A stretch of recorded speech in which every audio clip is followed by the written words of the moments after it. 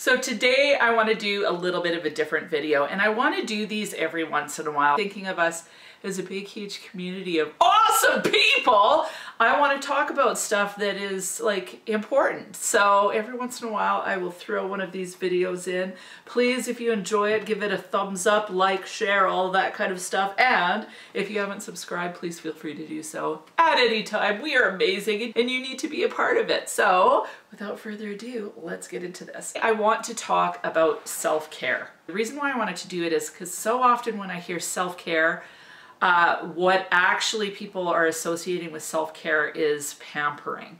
So you think self-care, going to the spa, getting your nails done, getting your hair done.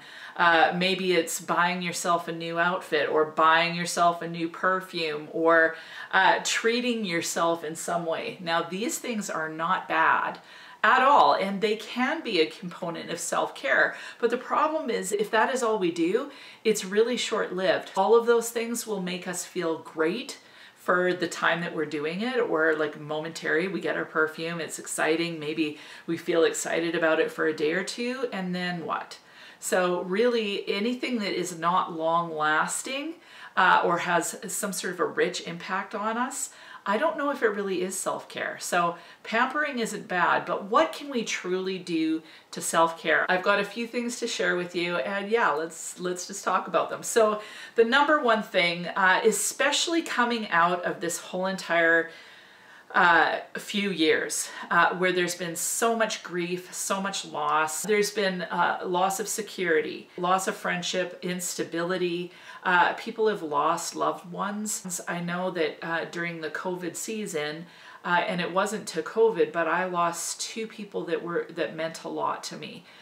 Two people in 2 years that were very close to my heart. There's been a lot of loss that's gone on. And I can't even tell you how many people that I've talked to where they've experienced a lot of loss in some sort of capacity. They've gone through their own personal traumas. It's almost like in the midst of COVID, everyone had their own personal hell on top of that. So it looked different for everyone, but so many people are in pain right now. Sometimes we come through something like that.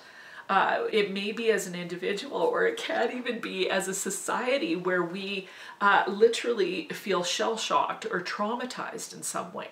And so I think it's really important that if you're in that place, one of the first things that you need to do in order to self-care is to allow yourself to grieve. You know, you may not have had any traumatic thing happen, but we were cloistered away for a long time. We couldn't just do whatever we wanted. There's things that we did lose. And so it really doesn't matter whether you consider it significant or not. If you feel loss in some capacity, if you feel like, oh, like I don't know how I'm going to keep putting one foot in front of the other, it's very possible that you're hurting and wounded and need to take time to grieve whatever it is that you've lost. Just to share a little bit of what I've gone through, just prior to COVID, my son got quite ill. And that's been ongoing, and it's like just slowly unfolded. So I've, you know, you always think of your child as being healthy, and he's doing fine. He's so resilient. He flourishes wherever he is. But still, just seeing your child go through something really quite traumatic, it was horrific. You know, there was loss of finances due to COVID. Like I said, I lost some really great friends who passed away, and then I actually have felt the pain of just so much, you know, like the political back and forth and the polarization that's gone on. It's actually, that even has hurt my heart. So, you know, that's a little bit of my story, and I think that the tendency for us, because there's a lot on the go, we don't really have time to fall apart. So we just kind of put our big girl pants on and just keep trucking along. But you can only do that for so long before you're completely emotionally depleted. So I think it's really important to take time to actually cry if need be, to actually maybe journal about what it is that you're grieved about, what is the loss that you've experienced, and allow yourself that pain. Sometimes it comes in waves. For me, it comes in waves. You know, you'll be going along, everything's fine, and all of a sudden, just like in actual grief, when you're grieving the loss of a loved one, it all just comes in a big wave, and you've got to allow yourself to take that opportunity to feel that grief rather than fight it. So often, instead of feeling the grief, we fight it. So we can feel it coming, and then we work really hard to avoid it. So it's like you're coming to this whirlpool, which is your grief, and you're in this little boat, and heaven forbid you go down the hole, because how am I going to survive? So instead you start paddling really fast to try get out of that vortex, and you expend so much energy to just come back around to that place once again, rather than allowing yourself to go down into it. And so what I found to be really helpful is when I feel that wave, it may be in the car, it may be wherever, take a moment to reflect, to allow yourself to feel the horror sometimes, to allow yourself to feel the fear, the sadness, whatever it is for you. Allow yourself to feel that so that you can come back up out of it rather than continually trying to avoid it. And the more that you do that, the more that you allow that to just come, it will always pass, and then you move forward. And that's part of the grieving process. So if we don't ever allow ourselves to go through that, we never get past it. So that's one of the things that I'm trying to do, that I believe is caring for myself, is actually validating where I'm at, validating the pain that I've experienced.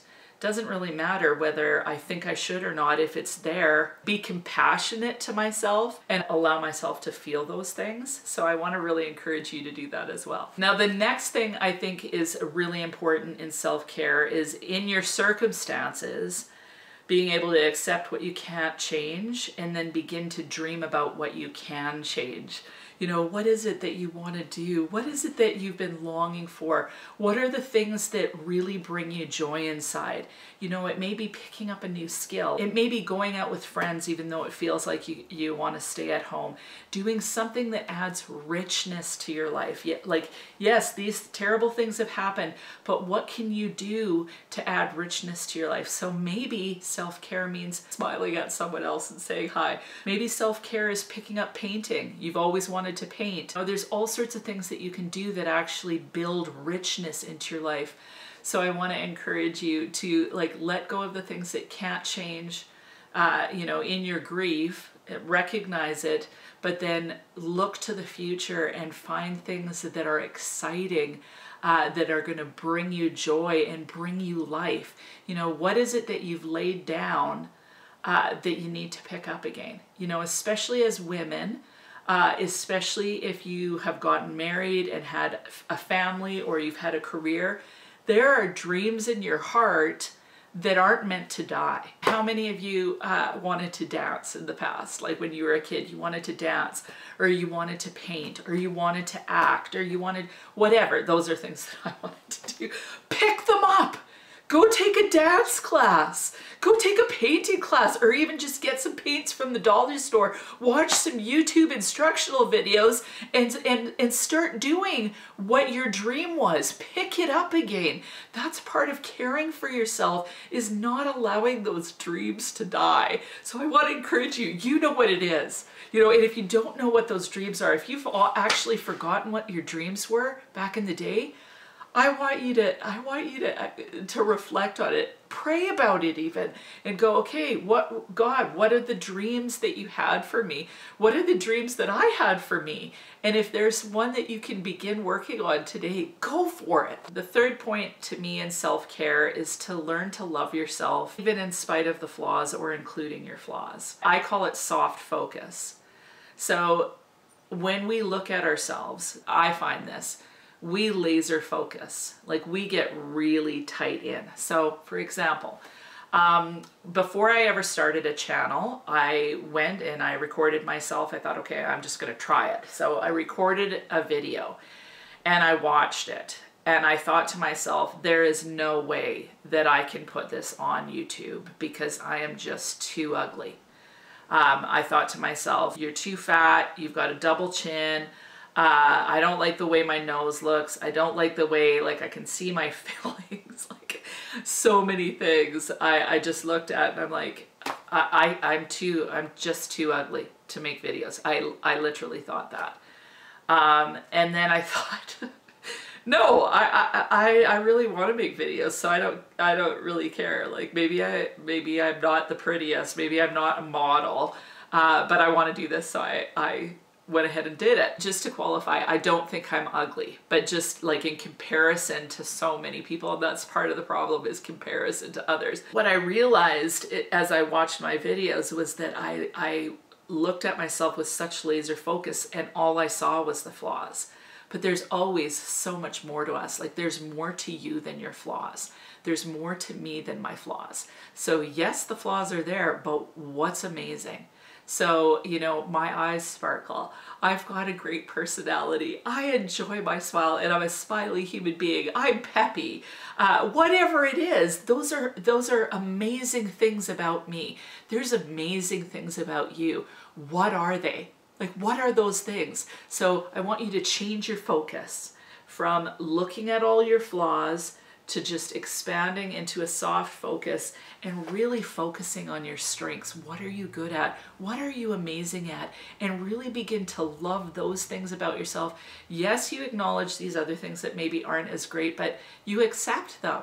That's part of loving yourself, is accepting yourself exactly as you are, and stop comparing yourself. Like, we got to stop comparing ourselves to others, because the reality is we will never be them. There's no possible way we can be. But I am telling you, God created you just as he created me. He created you to fill only what you can fill in this world. He created you with unique giftings and talents.